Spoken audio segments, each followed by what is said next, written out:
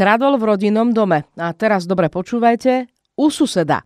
Dobre ste počuli. Kradol u suseda. Z prečinu krádeže a z prečinu porušovania domovej slobody obvinili vranovskí policajti 26-ročného muža zo Sačurova. Obvinený muž sa dopustil krádeže v jednom z rodinných domov v tejto obci, pričom išlo o jeho suseda. Áno, tak vo väčšine prípadov suseda my si nevieme nejako vybrať alebo nevieme ho ovplyvniť. Niekto máme lepších susedov, niekto máme horších susedov.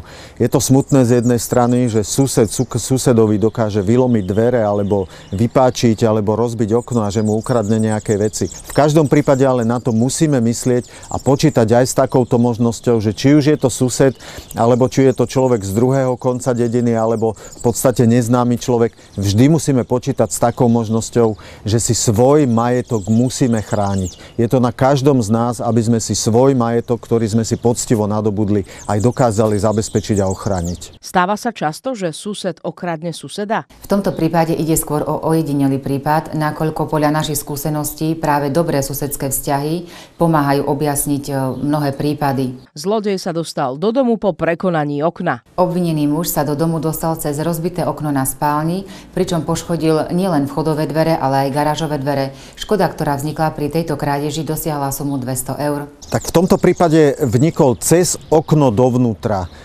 Tu si musíme uvedomiť, že aj riadne uzavreté okno, keď okno máme riadne uzavreté, nemyslím tým na vetračku, ale aj keď je riadne uzavreté a kľúčkou riadne vlastne ako keby uzavreté tak najlepšie ako sa dá, tak to okno sa dá vypáčiť.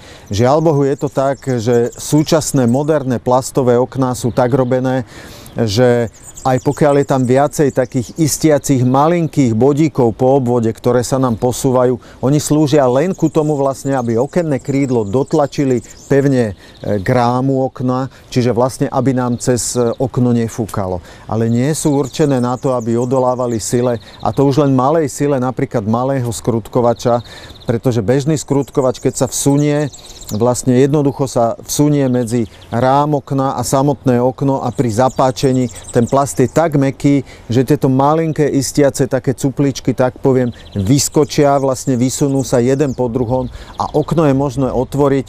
Čo je na tomto zradné, že je to veľmi tichučko, potichu, nič nie je počuť, je to veľmi rýchle a ten zlodej nepotrebuje veľké náradie, skutočne stačí malinký skrutkovač. Nakoľko sa zlodej sused dostal do domu cez prekonané rozbité okno, čo poradíte našim divákom? Veď je prirodzené, že rodinné domy majú okná. Najmä pri rodinných domoch, kde sú okná nižšie položené, doporúčame občanom, aby si práve tieto okná chránili doplňujúcim bezpečnostným systémom. Takéto plastové okná sú pekné, sú estetické, dobre nám izolujú, ale keďže neodolávajú týmto podomovým zlodejom, doporučujem nechať si tieto okná, keď už ich máme moderné, plastové, nechať ich tak, ale jednou z možností je napríklad aj domontovať prídavné uzamykanie na toto okno.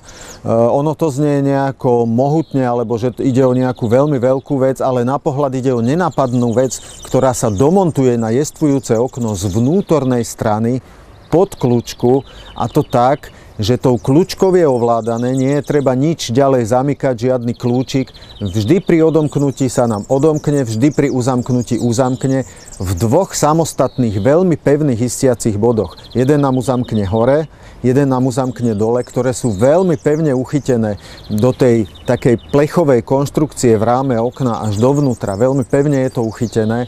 Čiže ja keď si okno zavriem, tak vždy mi automaticky uzamkne v týchto dvoch bodoch. Keď si ho od kľúčkou otvorím a otváram, tak automaticky vždy sa mi odomkne. Neruší to nejako interiér, myslím znútra, je to nenápadné, pretože to uzamykanie sa robí v rovnakej farbe, aká je farba okna, nech je tá farba okna akákoľvek. No a napríklad takýmto prídavným uzamykaním, keď si zabezpečím svoje jestvujúce okna, a hlavne tie, ktoré sú na prízemí, teda dostupné, tak spoľahlivosť môžem si byť istý, teda, že v žiadnom prípade ani pri použití veľkého páčidla nie je možné takéto okno vypáčiť.